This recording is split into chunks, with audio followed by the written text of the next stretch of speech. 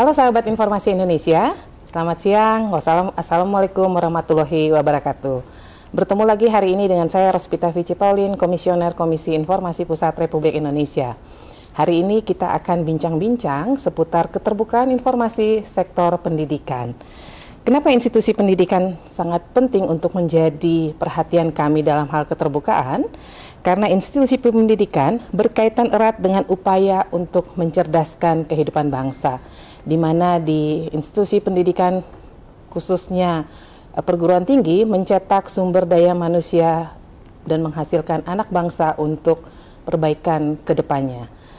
Bersama saya saat ini sudah hadir Rektor Universitas Negeri Malang, Bapak Profesor Dr. Haryono MPD. Selamat siang Pak. Selamat siang Ibu. Sehat Pak ya? Alhamdulillah sehat walafiat Ibu. Terima kasih sudah menyempatkan waktu nih di sela-sela kesibukannya untuk berbincang-bincang sedikit terkait keterbukaan informasi sektor pendidikan. Kami dari Komisi Informasi juga mengapresiasi nih Pak Rektor karena Universitas Negeri Malang 2 tahun berturut-turut mempertahankan predikat informatif di urutan pertama. Terima kasih. Nah, ini menjadi satu perhatian buat kami ya. Bagaimana sih Universitas Negeri Malang di bawah kepemimpinan Pak Rektor ini kemudian berkomitmen terhadap keterbukaan, yang mengingat yang namanya mempertahankan itu biasa lebih susah daripada untuk meraih. Jadi kiat-kiatnya apa nih kira-kira dari Pak Rektor?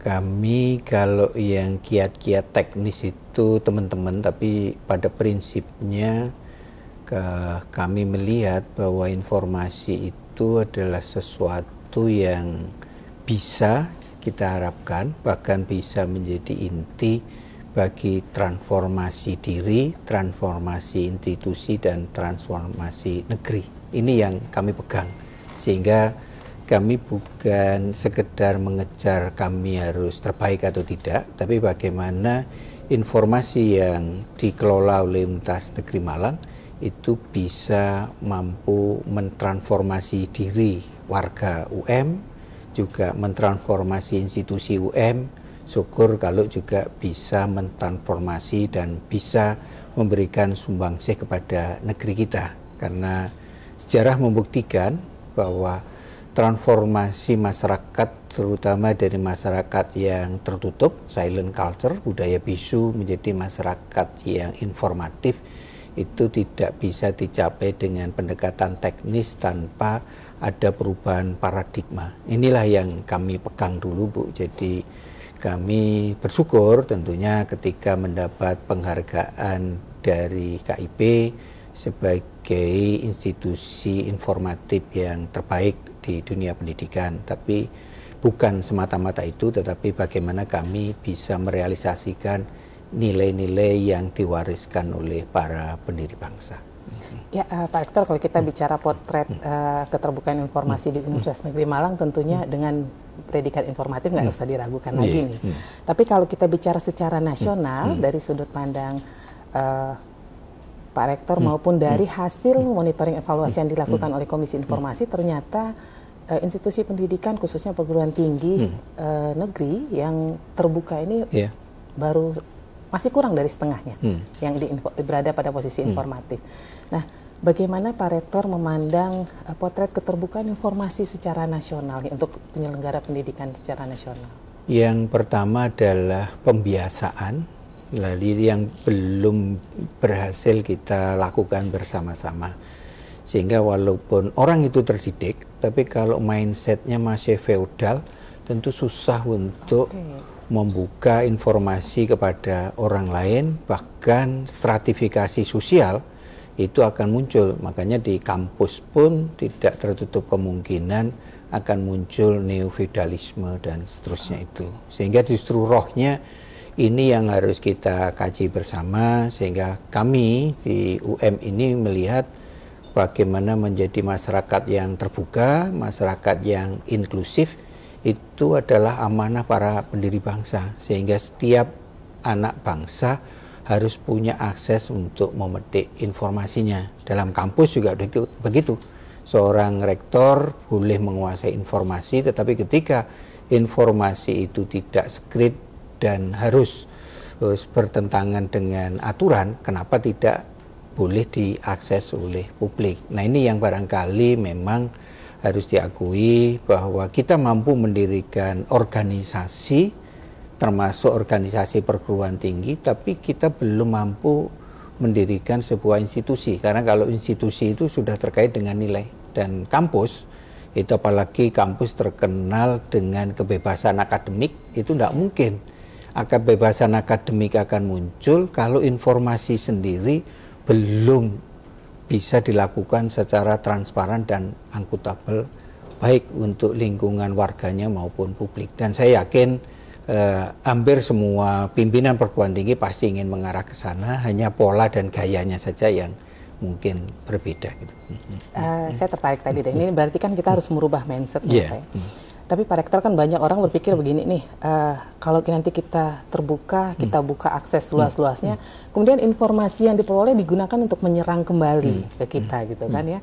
Nah, lalu banyak orang kemudian menekankan terbuka kan nggak harus telanjang gitu ya. Betul, saya setuju dengan pendapat itu. Tapi bahwa pengecualian informasi juga sifatnya ketat dan terbatas gitu ya. Nah, bagaimana Pak Rektor kemudian memandang ya, ini karena Pak Rektor kan tentunya Universitas Negeri Malang bisa ada di posisi pertama 2 tahun berturut-turut, tentunya yang paling utama komitmen dari Pak Rektor tentunya sebagai pimpinan tertinggi. Nah, bagaimana kemudian Pak Rektor memandang nih badan-badan publik ya atau perguruan tinggi pada khususnya yang kemudian enggan untuk terbuka ya karena tadi ketakutan informasi itu digunakan untuk menyerang kembali. Nah, ini kalau sebenarnya ada analogi dalam masyarakat kita, masyarakat tradisional, sadar atau tidak kan masih ada yang takut dengan kekuatan-kekuatan negatif, apa itu hantu, setan, atau yang lain lah. Dan itu selalu dianalogikan, hantu, setan, dan banaspati atau yang lain ya. Itu hanya muncul di tempat yang gelap dan sedikit orang. Nah, analogi ini menarik. Kalau di dalam institusi kita, bahkan dalam pikiran kita, supaya tidak muncul kekuatan negatif, jadikanlah sesuatu itu secara transparan. Sehingga ketika di tempat yang terang, banyak orang, pasti kekuatan negatif, pikiran negatif, bahkan niat yang negatif pun itu bisa diminimalisir. Sehingga kalau ada kekhawatiran, kenapa ada data yang untuk serang balik, selama kita mampu berbuat dengan baik, maka serangan balik itu bisa kita berikan reasoning, berikan penjelasan bahwa sudut pandang Anda keliru tentang sesuatu itu, bahwa konteks informasinya kenapa ini harus kita sampaikan secara terbuka dan kemudian oleh orang tertentu itu digunakan untuk menyerang kita. Nah, ini yang justru menarik bagi kita, bahwa inilah yang menunjukkan kita sebagai sebuah bangsa belum dewasa, yaitu bagaimana melihat informasi belum menjadi sebuah pengetahuan. Karena kalau informasi masih belum jadi pengetahuan, maka informasi itu belum menjadi referensi kehidupan. Contoh saja, kita sebagai bangsa yang sangat religius, bahkan bangsa yang menggunakan ideologi dan falsafah hidup Pancasila, itu percaya dengan Tuhan. Tuhan selalu maha tahu. Tapi kenapa korupsi masih merajalela? Ini kan bukti bahwa nilai-nilai luhur itu masih berhenti pada informasi, belum menjadi referensi laku hidup, belum menjadi pengetahuan. Nah, justru disinilah harapan kami, keterbukaan informasi publik itu bisa mendidik kami, bisa menjadikan kita sebagai manusia untuk terus belajar agar informasi itu tidak diterima begitu saja satu sisi, tapi juga bisa diklarifikasi, diverifikasi untuk pengembangan yang lebih baik, yaitu dari masyarakat yang tertutup menjadi masyarakat terbuka, sehingga proses pencerahan atau konsientisasi atau penyadaran itu bisa berlangsung secara baik, sehingga kalau ada informasi yang digunakan untuk menyerang balik, itu barangkali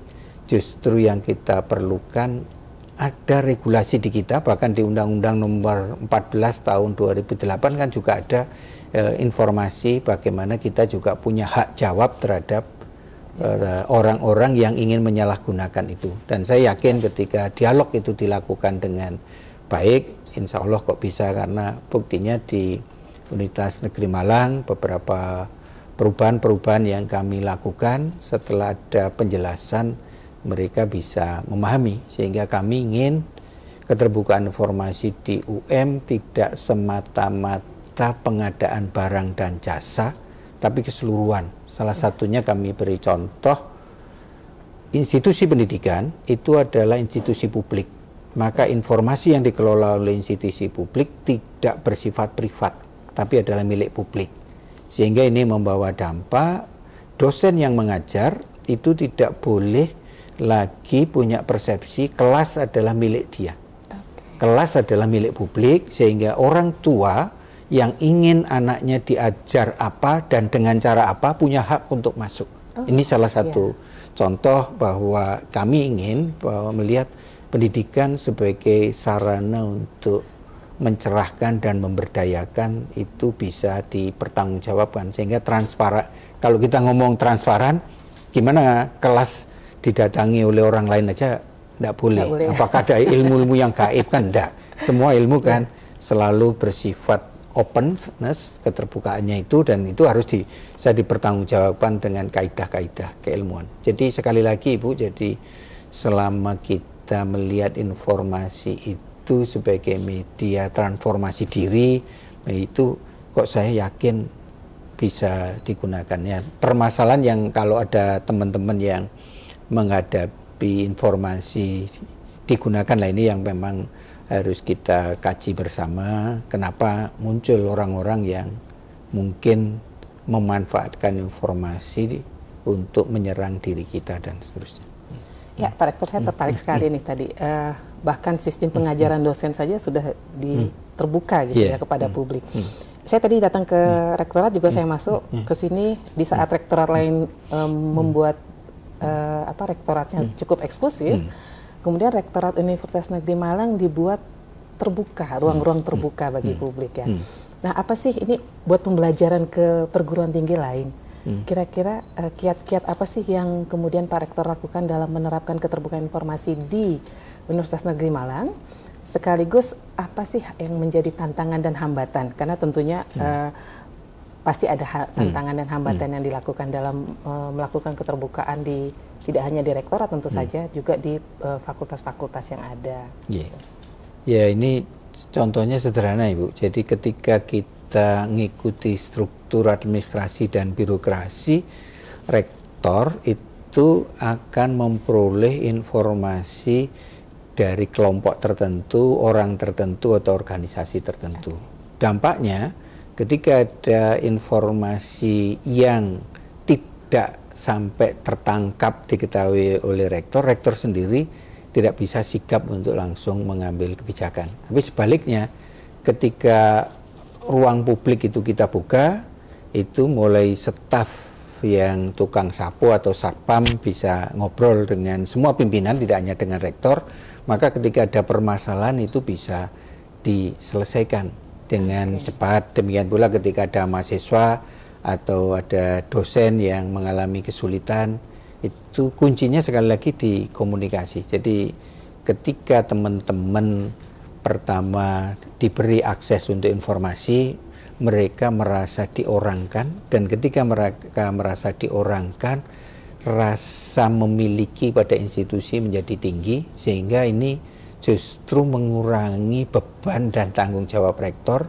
bahwa untuk memajukan kampus bukan hanya tanggung jawab rektor pribadi, tapi adalah tanggung jawab semua warga. Ini ketika orang diorangkan kan, itu merasa dirinya sebagai subjek. Nah, inilah yang menurut saya pendekatan leadership yang berbasis nilai-nilai humanis ini yang harus kita lakukan, karena sekali lagi tantangan ketika kita menjadi bangsa yang merdeka dulu, kita ingin menjalani kehidupan berbeda dengan masa kolonial dulu. Ada segregasi, sehingga ada kelompok Eropa, kelompok Timur Asing baru pribumi, dan di pribumi pun ada kelompok bangsawan dan kelompok rakyat. Nah, di kita yang pandangan hidupnya Pancasila itu kan ingin semua rakyat memiliki kedudukan yang setara, equal, sehingga inklusivitas dalam berorganisasi ataupun berbakti, berkontribusi pada institusi bisa dilaksanakan. Terima kasih. Sejauh ini nggak ada ya Pak Rektor, misalnya fakultas yang khawatir nih nggak bisa nih informasinya nih punya fakultas teknik nih atau nih punya fakultas ekonomi nih, nggak bisa sembarangan dibuka ke publik gitu. Oh ya ada Bu, tapi setelah kita jelaskan bahwa justru perkembangan terakhir di abad 21 itu ilmu itu berkembang bukan karena spesialisasinya yang kuat, tapi karena adanya sinergi yang sering kali disebut dengan interdisipliner dan transdisipliner. Sehingga kalau kita lihat kemarin itu beberapa orang yang menerima hadiah Nobel itu tidak hanya bicara satu bidang keilmuan, sehingga bidang ekonomi dikaitkan dengan psikologi, bahkan ekonomi dikaitkan ilmu fisika. Nah, ini yang akan membongkar kita jadi bidang keilmuan. Demikian pula ketika kita membagi anggaran, masing-masing fakultas memiliki kuota yang berbeda, tapi mereka tidak protes karena kita punya rambu-rambunya. Sehingga fakultas yang mengelola prodi berbeda, mengelola mahasiswa yang berbeda, maka anggarannya juga akan berbeda. Demikian pula kami juga merintis sama-sama kaprodi atau ketua departemennya, kalau kelasnya berbeda, jumlah mahasiswanya berbeda, itu. Jadi di sini justru keterbukaan itu mendorong orang untuk bertanggung jawab, tidak jealous kepada orang lain, karena tahu orang lain punya tanggung jawab yang lebih besar, maka hak yang ia peroleh itu juga lebih besar dari yang lain. Jadi ini dulu memang ada beberapa resisten, termasuk bagaimana mengajak teman-teman yang melakukan aktivitas di luar kampus, di hotel-hotel, itu kami batasi karena kita sendiri punya ruang-ruang yang representatif. Kenapa harus di hotel? Sehingga uang yang ada itu justru bisa digunakan untuk investasi atau kegiatan-kegiatan yang lain. Jadi kami juga masih terus belajar Bu, termasuk pengadaan barang dan jasa.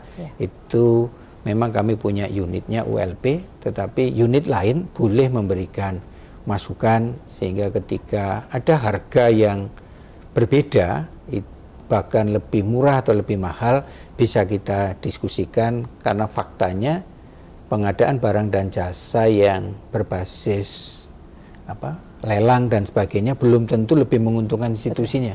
Tapi dengan melibatkan teman-teman, selama itu tidak melanggar regulasi dan masukan teman-teman itu bisa melakukan penghematan untuk institusi, itu yang kita lakukan. Sehingga kita saling terbuka, dan kami pun di ruang rektor ini, pintu kami juga selalu terbuka untuk siapapun, agar kalau ada kemacetan komunikasi bisa segera kita carikan solusi.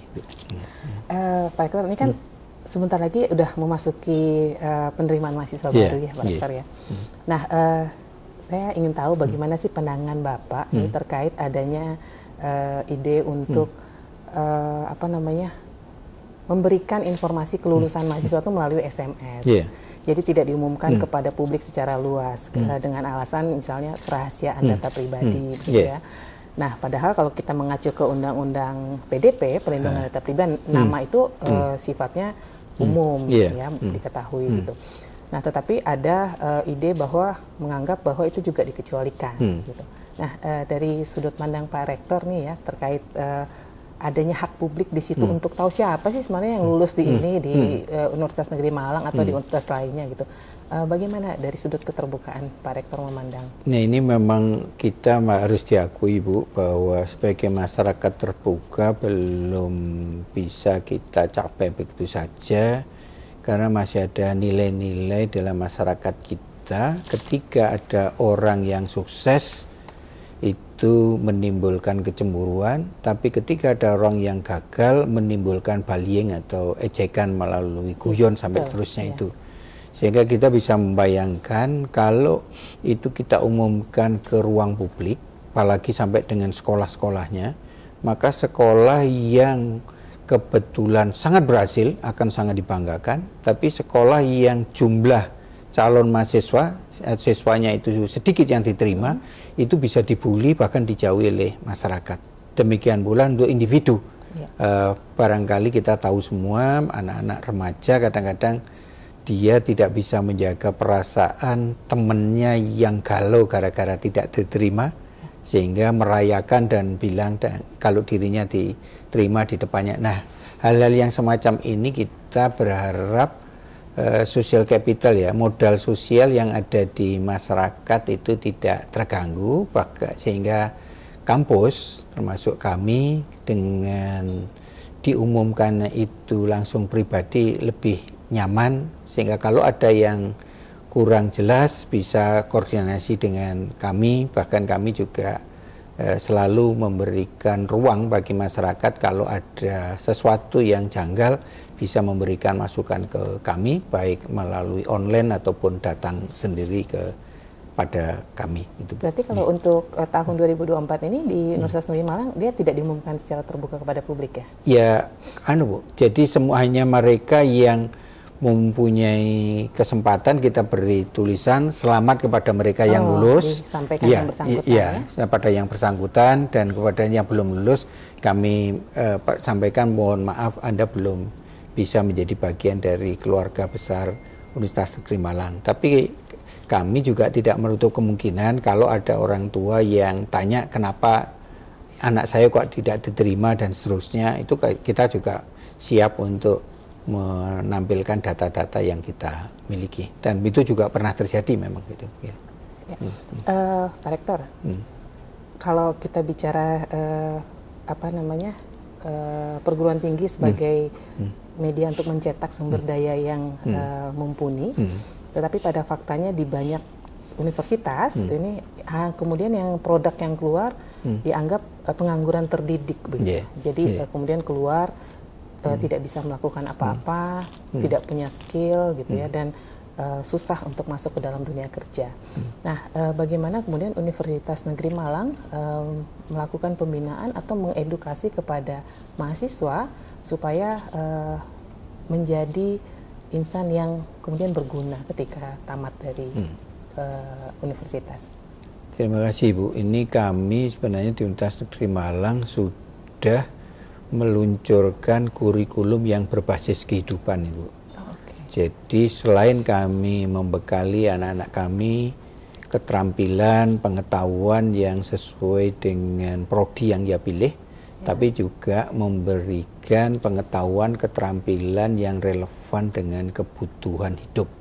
Sehingga kurikulum berbasis kehidupan orientasinya bukan hanya memberikan materi kepada anak-anak, tapi juga mengembangkan kapasitas belajar, learning capacity, sehingga ketika dia sudah lulus, sangat mungkin problem yang dihadapi di masyarakat tidak relevan lagi menggunakan ilmu yang diperoleh di UM. Maka kalau dia tidak mampu dan memiliki learning capacity, kapasitas belajar, dia akan kesulitan. Ini yang sedang kami lakukan karena kami sadar masih ada sebagian dari tendik maupun dosen di UM yang masih mewarisi pola lama, ilmu seperti ilmu saktinya para jagoan-jagoan atau pendekar itu, ilmu saktinya itu ilmu pamungkasnya yang akan diberikan kalau sudah mau mati. Nah, tapi sebaliknya dengan pendekatan kurikulum berbasis kehidupan tidak lagi itu. Lalu yang kedua juga kami melakukan terobosan mulai tahun lalu untuk mengembangkan pola kewirausahaan berbasis keluarga. Contohnya begini, Bu. Selama ini banyak orang tua yang orientasinya untuk menyekolahkan anaknya. Sudah, kamu nggak usah mikir cari uang. Bapak saja yang cari uang, kamu sekolah yang pinter.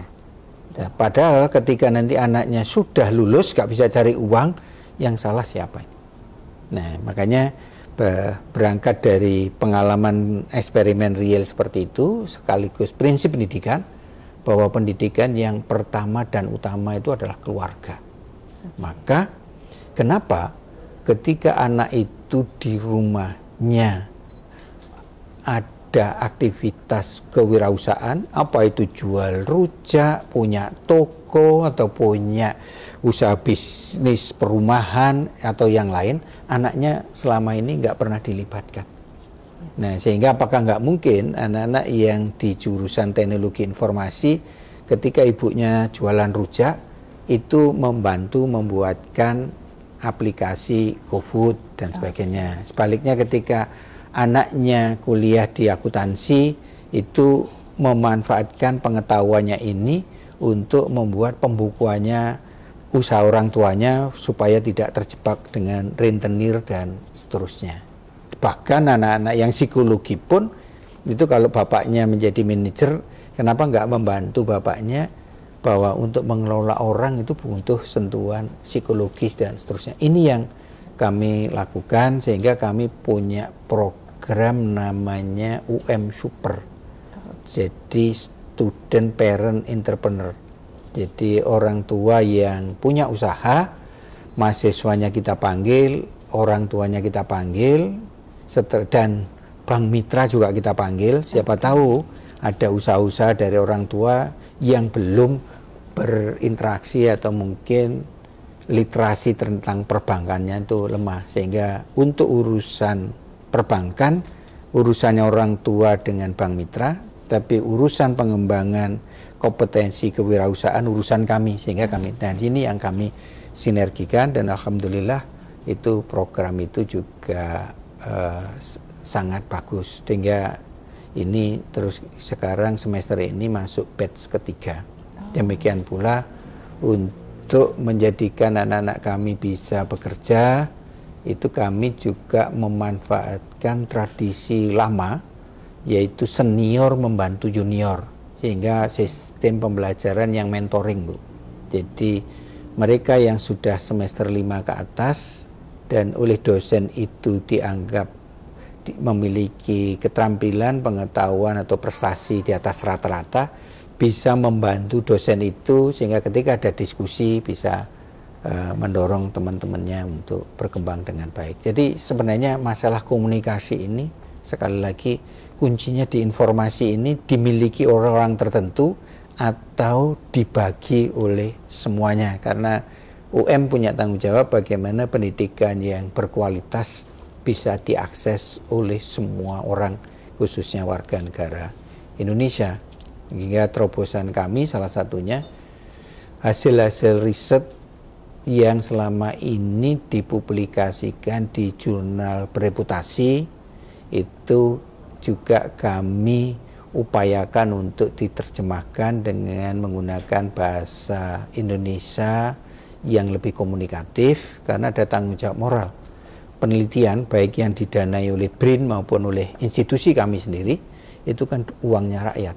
Tapi ketika itu dipublikasikan dengan bahasa Inggris, pertanyaannya hasil riset ini cepat diketahui sebagai informasi oleh rakyat Indonesia atau oleh orang luar negeri. Faktanya yang baca jurnal orang luar negeri.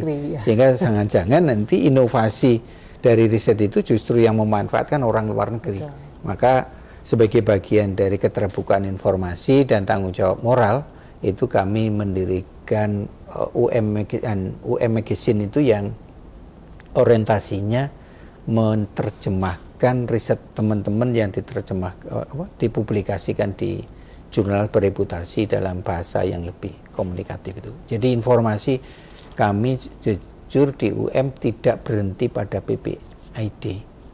Jadi justru informasi harus menjadi roh gimana kelebihan perguruan tinggi karena kelebihan dalam menguasai informasi. Bagaimana informasi itu tumbuh kembang tidak hanya dalam hal sarana pengadaan barang dan jasa, tapi justru yang lebih inti lagi ilmu pengetahuan yang notabene informasi ini kita kelola dan kita manfaatkan bersama-sama dengan semua elemen masyarakat.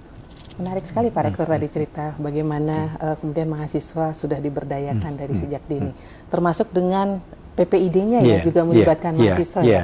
Nah, apa sih Pak Rektor yang menjadi alasan kemudian mahasiswa juga dilibatkan di PPID ini? Sementara kan kadang-kadang banyak orang mengatakan PPID ini menguasai semua informasi nih yang ada di badan publik ya. dengan masuknya mahasiswa kan otomatis semua informasi juga jadinya diketahui nih, gitu. Tapi bahwa kemudian itu bagian dari memberdayakan masyarakat juga sangat baik sekali, memberdayakan mahasiswa pada khususnya. Nah, apa nih kemudian yang menjadi alasan mahasiswa kemudian juga dilibatkan dalam PPID? Yang pertama, keuntungan pertama adalah PPID bisa mendapat tenaga yang lebih segar sesuai dengan kebutuhan zaman atau zeitgeist-nya ya, jiwa zaman ya, lebih kreatif. Kebutuhan-kebutuhan menurut anak-anak muda itu seperti apa.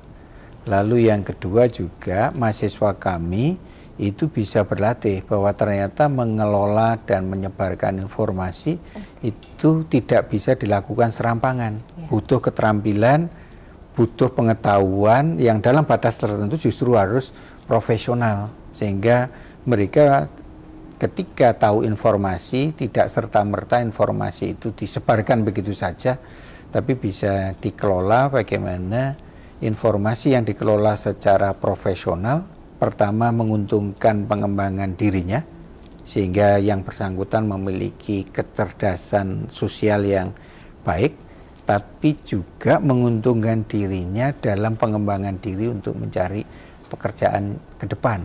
Karena sekali lagi bahwa kelemahan-kelemahan alumni-alumni kami yang agak susah mencari pekerjaan bukan semata-mata dia keterampilan teknis yang dikuasai sesuai prodi itu terbatas, tapi kemampuan mengkomunikasikannya ini yang kurang. Sehingga PPID bisa membantu kami bagaimana anak-anak mahasiswa itu bisa ikut terlibat, dan dari situ kehati-hatian kita untuk menebarkan informasi tidak hanya berhenti di pegawainya, tapi adik-adik mahasiswanya juga tahu bahwa informasi itu bukan sesuatu yang netral, tapi juga tergantung pada perspektif apa yang kita gunakan dalam mengelolanya.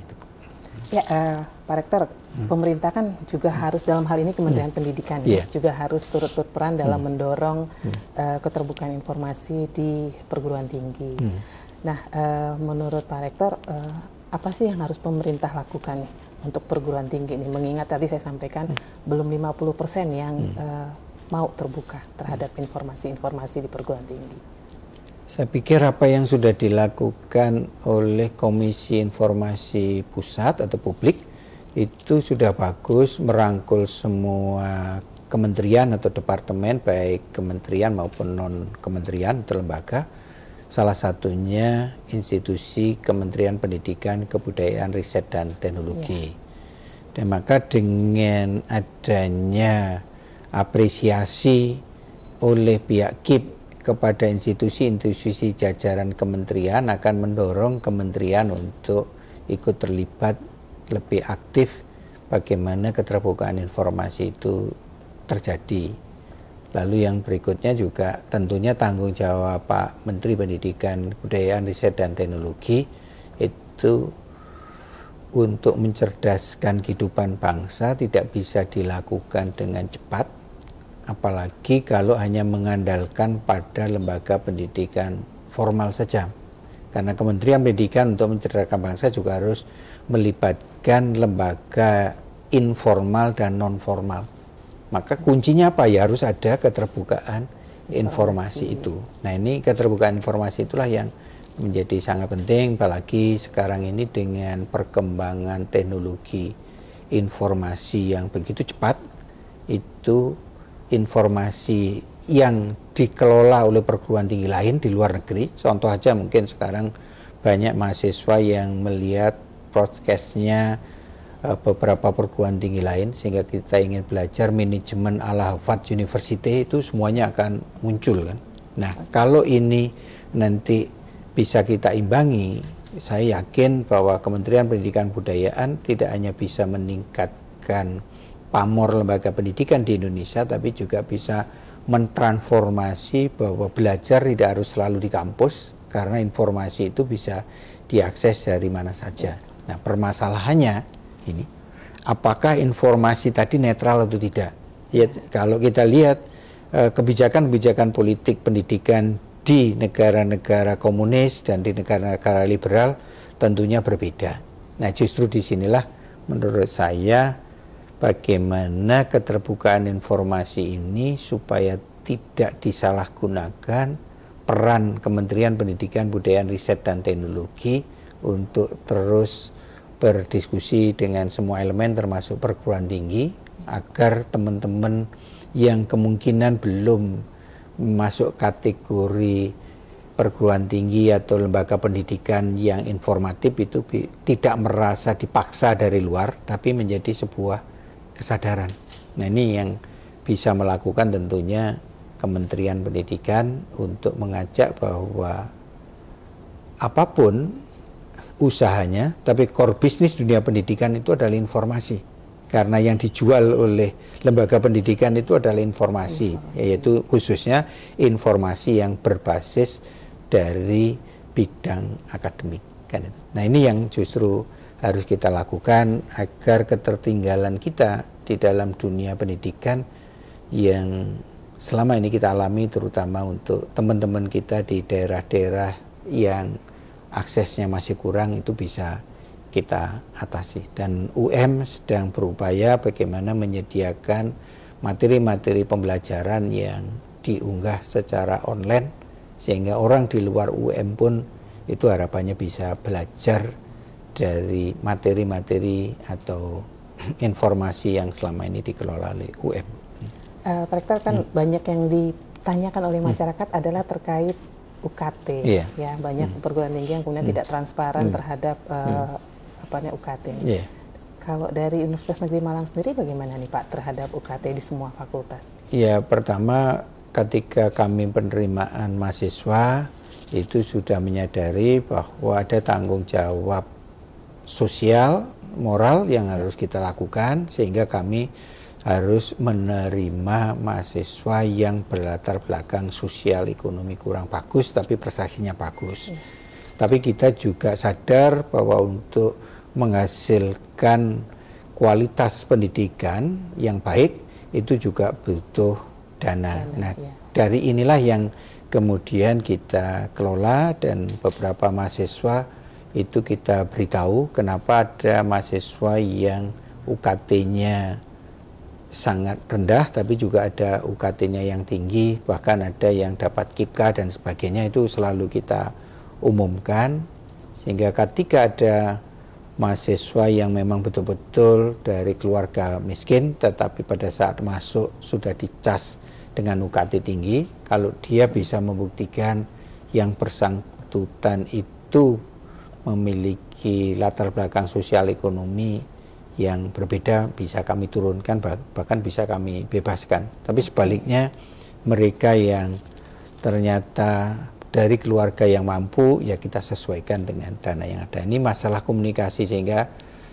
dari perjalanan kami 2 tahun ini sudah ratusan mahasiswa yang kami berikan keringanan, tapi juga sebaliknya ada beberapa mahasiswa yang setelah terverifikasi siap dan ikhlas untuk menambah UKT-nya, Bu. Jadi ini yang, makanya contoh yang tadi itu menarik. Ketika orang tua mahasiswa punya usaha kita panggil, ternyata banyak orang tua mahasiswa yang penghasilannya di atas 50 bahkan 100 juta. Padahal pada saat penentuan UKT nggak ada. Tapi setelah kita beritahu, ya contoh saja bahwa uang yang ada dan kami lakukan itu bukan untuk foya-foya pimpinannya, tapi kita kembalikan kepada adik-adik mahasiswa. Itu ternyata orang tua bisa memahami, sehingga tahun yang lalu ketika kami menawarkan program kerjasama, itu ada beberapa orang tua yang siap menyetorkan uangnya sekitar 25 juta, tapi kita setelah terbuka, uang itu untuk apa? Yaitu untuk biaya kalau anaknya melakukan magang di luar negeri. Karena kami sadar bahwa income generating kami masih terbatas, sementara tawaran dan kesempatan mahasiswa kami untuk magang di luar negeri itu tinggi, maka orang tua ternyata juga mau. Bahkan di beberapa fakultas, termasuk fakultas teknik itu fenomenal, ketika ada tawaran mahasiswa pergi ke Jepang, fakultas teknik, itu ternyata setelah dikumpulkan kami satu semester kemarin bisa mengirimkan 38 mahasiswa dengan semua biaya dari orang tua, karena datanya yang ada itu kami berikan. Jadi di sini justru keterbukaan informasi itu membantu kita untuk berkembang dan tumbuh bersama lah. Jadi nggak memberatkan selama nawaitutnya bahwa uang ini jadi uang masuk ke rekening rektor, nanti ketika mereka mau berangkat uang itu pindah untuk pembayaran dan semuanya bisa diakses oleh orang tua yang terlibat. Nah itu kok menurut saya selama ini keterbukaan informasi lebih banyak menguntungkan posisi saya sebagai rektor karena nggak dicurigai.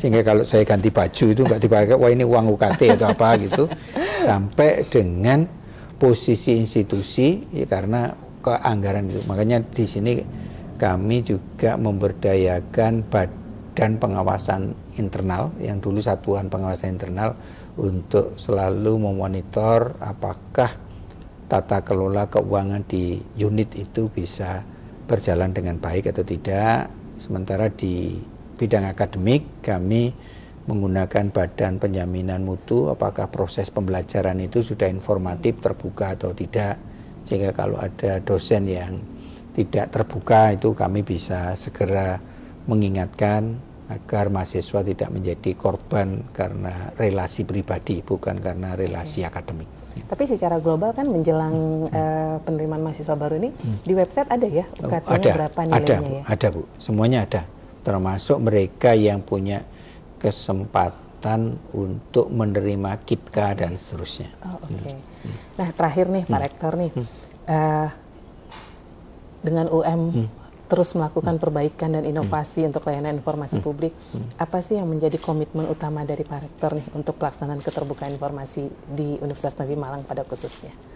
Yang kami yaitu tadi Bu, jadi kami ingin menjadi institusi yang lebih dewasa, institusi yang lebih bertanggung jawab, karena kalau orang dewasa, orang yang bertanggung jawab pasti tidak ada niat untuk menyembunyikan informasi, kecuali kalau informasi itu dilarang oleh institusi. Kedua, dengan makin terbukanya informasi yang kami peroleh, kami ingin muncul trust yang lebih tinggi dari masyarakat, sehingga ketika kami tumbuh kembang itu masyarakat bisa ikut berpartisipasi dan berkontribusi, baik dalam hal revisi atau konfirmasi informasi sampai dengan aspek-aspek yang lain itu. Jadi sekali lagi bahwa komitmen kami itu bahwa kalau kita ingin menjadi bangsa yang merdeka dengan masyarakat yang inklusif, tinggalkan budaya segregatif, budaya yang masih memisahkan antara kelompok yang satu dengan yang lain, termasuk dalam hal informasi ini hanya untuk kelompok tertentu atau tidak. Karena syarat untuk membangun meritokrasi itu dibutuhkan keterlibatan semua pihak, nggak peduli agamanya apa, etnisnya apa, keyakinannya apa, dan tradisi atau adat istiadat yang seperti apa, siapapun yang bisa memberikan kontribusi harus kita hargai.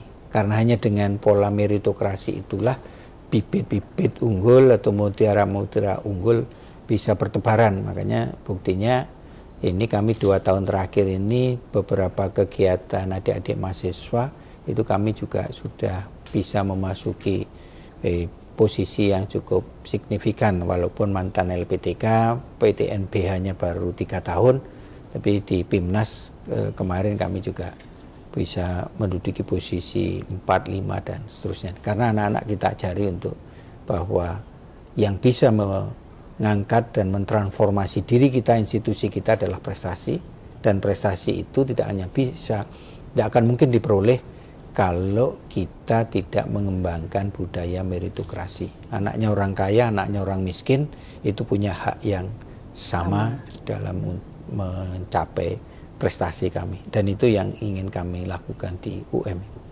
Baik, terima kasih banyak Pak Rektor, luar biasa sekali bincang-bincangnya. Semoga bisa memberikan banyak masukan bagi perguruan tinggi lain untuk menerapkan keterbukaan informasi di institusinya masing-masing. Terima kasih. Ya, demikian sahabat informasi, bincang-bincang kita dengan Profesor Dr. Haryono MPD, Rektor Universitas Negeri Malang, terkait keterbukaan informasi sektor pendidikan. Ini menjadi masukan buat semua perguruan tinggi di Indonesia, bagaimana melaksanakan keterbukaan informasi secara nyata di institusinya masing-masing.